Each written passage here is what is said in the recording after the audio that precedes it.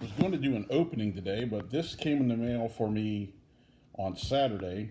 It's snowing like crazy here right now at the road office. But this is another Memphis Mad Dogs program, as they were going to play the also now defunct Baltimore Football Club. And then underneath it, you can see that they inserted Stallions. This was because Baltimore was in the middle of a suit to try to be named the Baltimore Colts, and the NFL fought them on it, and they would eventually lose. So they would become the Stallions. And this is we looked at a Mad Dogs program earlier from their game with the BC Lions, and this came from the same gentleman that I bought that one from. It does come with a crease up in the top. He didn't say that when he in the listing, but that's okay. I'm when it comes to older stuff, and it seems like it's really crazy for me to say 1995 is now older stuff. Condition is important, but it's not insane.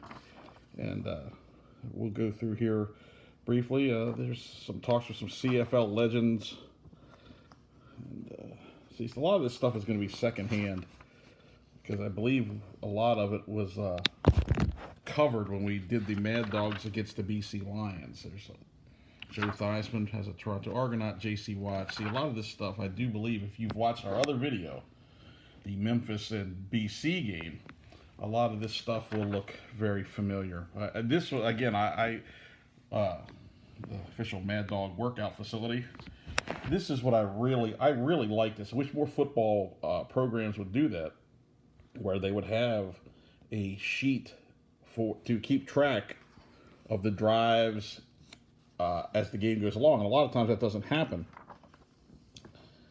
And I remember the Mad Dogs prize that you could win, a Bahamas trip for two, table of contents, and there's the next home game with the Undertaker looking San Antonio Texans, Frederick Smith, owner of FedEx, the late Pepper Rogers, head coach, Steve Earhart, who worked for the USFL.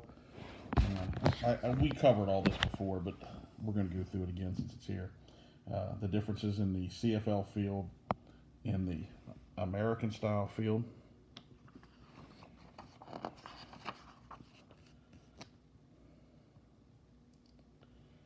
And there's the football operations. The assistant coach, Adam Rito, was a longtime CFL head coach. He's the only name that really stands out. Other than Greg Mons, I think it has been around football for years. They're the names that stand out for me there. And we looked at the Mad Dogs on the other program, but a quick look over just in case you didn't, with Damon Allen and Gary Anderson. In case you didn't see that one, and if you didn't see that one, you should go back and take a look. And this was a little different because this has a little more detail. The BC game must have been earlier in the year, because this has Meet the Mad Dogs, which is a little bit of a little short biography of the various players. Tim Cofield, who's a all CFL player. Joe Horn, who moved on from the Mad Dogs to become a very top-notch NFL wide receiver. As you can see, it's spent last year in the camp of the CFL Baltimore team.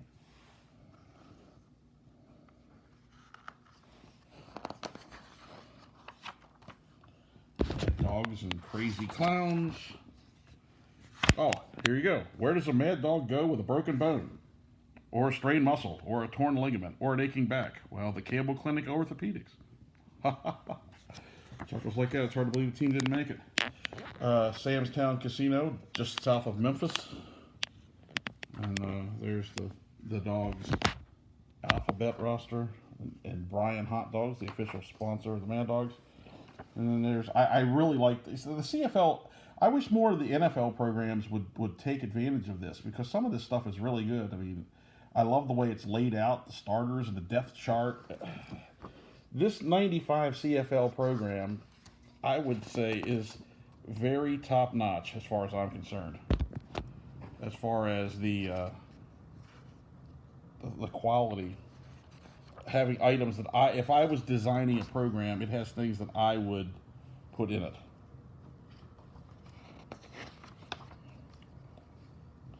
There's the Top Dogs, the dancing team. And today the spotlight is on Dana and Kenya. Okay. And here's the ball. Grab the Memphis Mad Dogs media guide, which is on the list. I may have this someplace. There was a bunch of CFL media guides I have that are somewhere in the archives that I'll probably stumble upon them by accident.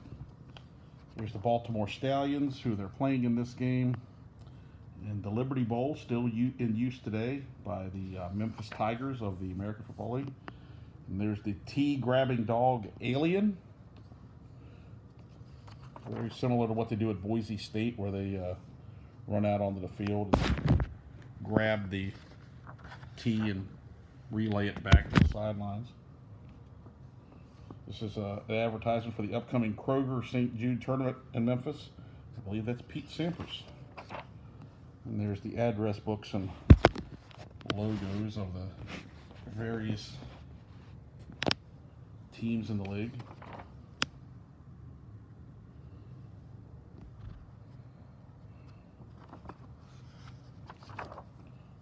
The sign of the times, I believe that was in the other one with the rushers of the team. This talks about the 94 Grey Cup and the new standings for the one season when with the American teams they went to a Canadian and an American division team. Again, the CFL terms for those of you that don't know it. Beside Platinum Plus, the gentleman's choice. Don't forget that amateur dance contest.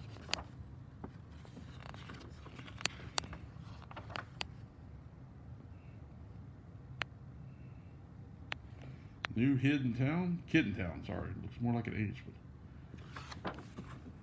And then an article on Toronto quarterback Marvin Graves, who was a star at Syracuse University.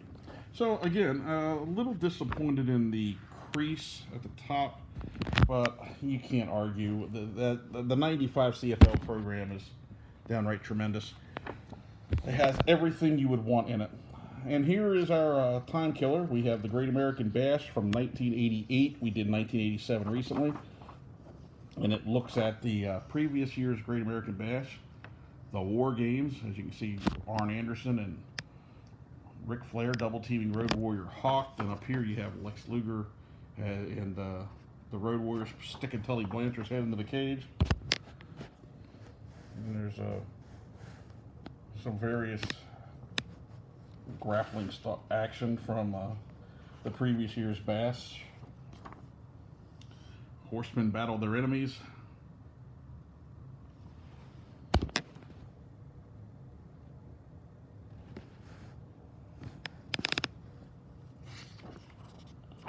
And then they talk about the Skywalker scaffold matches. These were scheduled to be the Road Warriors against the Powers of Pain. But with the size of the scaffold and the huge size of the Road Warriors the Powers of Pain, Barbarian and Warlord, they didn't want to take that drop from the top of the ring, from the top of the scaffold, and they went to the WWF instead, leaving Jim Crockett Promotions in bad shape. A straight jacket for Jim Cornette. The gimmick here was the Midnight Express against the Fantastic. In a series of great matches, the Fantastics had won the titles from the Midnights. The Midnights would win them back during the Great American Bash with Jim Cornette in a straitjacket so he could not interfere. Then there's Steve Dr. Death Williams and Mike Rotundo. They would later become team members of the Varsity Club together, but at this time it was Dr. Death challenging for Rotundo's TV title. And there's Sting, who also was going for it as well. Ric Flair, his matches with Lex Luger was a big deal during the Great American Bash. That's a really nice picture of Lex Luger. He looks like almost. I'm going to keep that to myself. And then they had this ridiculous thing. This was the Tower of Doom, which is a design by Kevin Sullivan.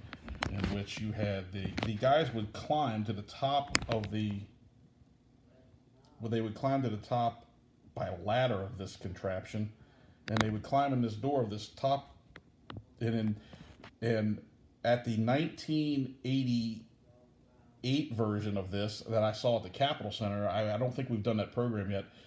When we get to that one, I will tell you a story that I've never had a chance to ask anybody about, but I do wonder if something almost happened that was unexpected, or perhaps it was to make you think that it was unexpected. There's a layout of it. I thought the match was kind of silly myself. I didn't think it was all that. Right. So grudge matches, as Barry Windham has just turned a despicable bad guy, and he's facing his mentor Dusty Rhodes and Lex Luger. Then you have the Rock and Roll Express, who had just returned to the company against the Sheep Herders. The Sheep Herders weren't around very long, much longer, because they would go from despicable heel to kid-friendly babyface in the WWF. And then we go to the back, as of yesterday, with the logos on the Starcade and the Bunkhouse Stampede and the Jim Crockett Senior Memorial Cup. We have programs from, I don't think we have any more Starcade programs. We do have a Bunkhouse Stampede, and we have some Jim Crockett Memorial Cups coming up. So there we go. Another wrestling-related time filler, the 88 Bash, and then the Memphis Mad Dogs hosting the Baltimore Stallions in Memphis on August 19th, 1995. So thanks for watching. If you please wouldn't mind hitting that subscribe button, I dearly would appreciate it. It's not that I'm going to make any money off this or even dream of doing so. It's just nice to see that every once in a while somebody's watching. So thanks for your time. We'll catch you next time. I'm pretty sure that tomorrow's will be an opening. Thanks a lot. See you then.